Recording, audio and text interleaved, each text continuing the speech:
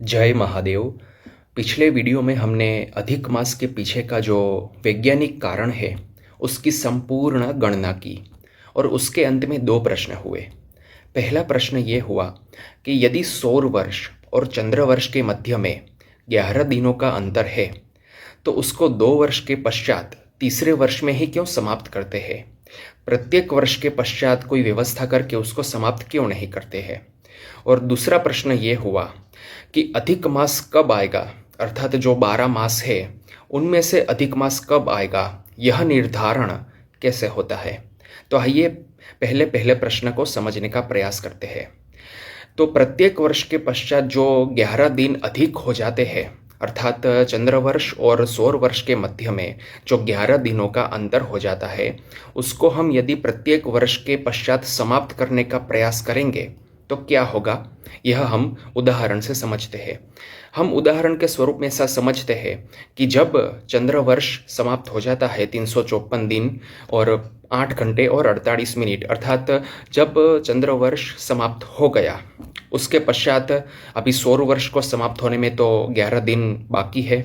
तो हम क्या करेंगे, हम ऐसा करते हैं कि 11 दिन को हम अधिक जोड़ लेते हैं, तो चंद्र वर्ष और सौर वर्ष एक साथ हो जाएंगे और 11 दिन के पश्चात हम नव वर्ष मनाएंगे। तो यदि हम ऐसा करते हैं तो जो 11 दिन हमने अधिक जोड़े हैं उसमें चंद्रदेव की 11 कलाएं भी आ जाएगी। पिछले वीडियो में हमने बात की थी कि तिथि क्या है, चंद्रदेव की एक कला वही एक तिथि है। तो हमने जो 11 दिन अधिक जोड़ लिए उसमें चंद्रदेव की 11 कलाएं भी आ जाएंगी।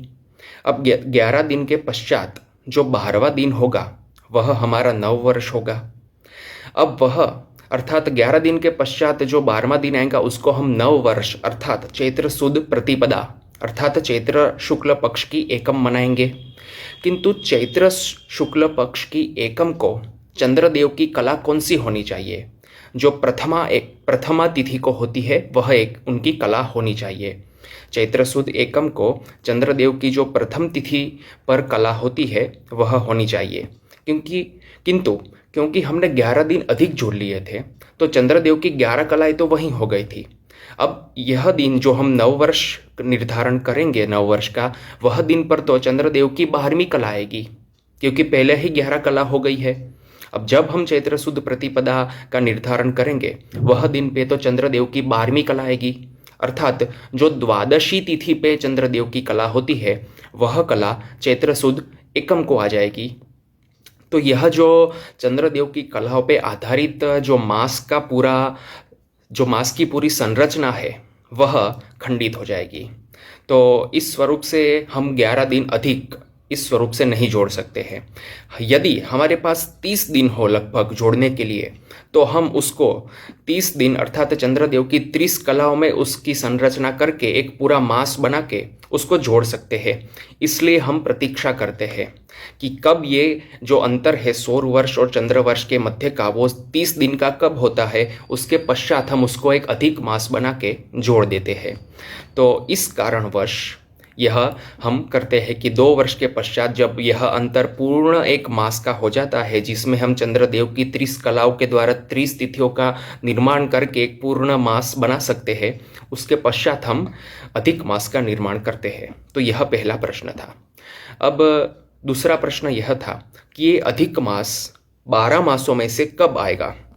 तो उसका उत्तर यह है कि जिस मास में सूर्यदेव एक राशि में से दूसरी राशि में संक्रांति नहीं करेंगे वही मास अधिक मास होगा। देखिए अभी अधिक मास चल रहा है, आप पंचांग में जाके देख सकते हैं। जब अधिक मास का आरंभ हुआ था तभी सूर्यदेव वृषभ राशि में थे अभी, और जब यह अधिक मास समाप्त हो जाएगा तभी भी सूर्यदेव वृषभ राशि में ही होंगे, अर्थात ये पूरा मास व्यतीत हो गया, आरंभ से लेके अंत तक पूरा मास व्यतीत हो गया, किंतु सूर्यदेव एक ही राशि में बने रहे, उन्होंने अपनी राशि में परिवर्तन नहीं किया। तो जब ऐसा होगा, जिस मास में भी ऐसा होगा वह मास अधिक मास बनेगा, और ऐसा 2 वर्ष के पश्चात तीसरे वर्ष में ही होता है। तो यह गणना भी सटीक है। हमारे ऋषि मुनियों ने जो पंचांग का निर्माण किया है उसमें यह गणना भी सटीक है कि प्रत्येक 2 वर्ष के पश्चात तीसरे वर्ष में ही ऐसा होगा कि सूर्यदेव किसी एक मास में अपनी राशि में परिवर्तन नहीं करेंगे, संक्रांति नहीं करेंगे, और वही मास अधिक मास बनेगा। तो इस स्वरूप से निर्धारण होता है कि वो 12 मासों में से कब अधिक मास आएगा। तो जो मास में सूर्यदेव संक्रांति नहीं करेंगे वही मास अधिक मास होगा, और इसके कारणवश ही इसको मल मास भी कहा जाता है। और इसके कारणवश, क्योंकि इसको मल मास कहा जाता है, इस मास को कोई देवता नहीं मिले, इस मास के कोई स्वामी नहीं मिले, और इस कारणवश यह मास अधिक मास, जो मल मास इसको कह दिया क्योंकि सूर्यदेव संक्रांति नहीं करते, यह मल मास भगवान के पास पहुंचा और उसने विनती की कि मुझे तो मल मास बोलते हैं लोग, सूर्यदेव संक्रांति नहीं करते, मेरा अपमान करते हैं लोग कि ये तो मल मास है, आप ही कुछ मेरी सहायता कीजिए प्रभु। उसके पश्चात विष्णु भगवान ने कहा कि यदि कोई देवता तुम्हारे नहीं है तो मैं ही स्वयं तुम्हारा देवता बन जाऊंगा।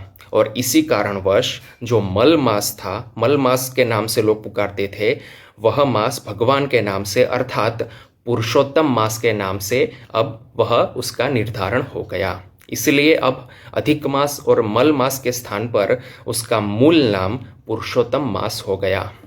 तो यह है संपूर्ण अधिक मास अर्थात पुरुषोत्तम मास की यह संपूर्ण वैज्ञानिक कथा है।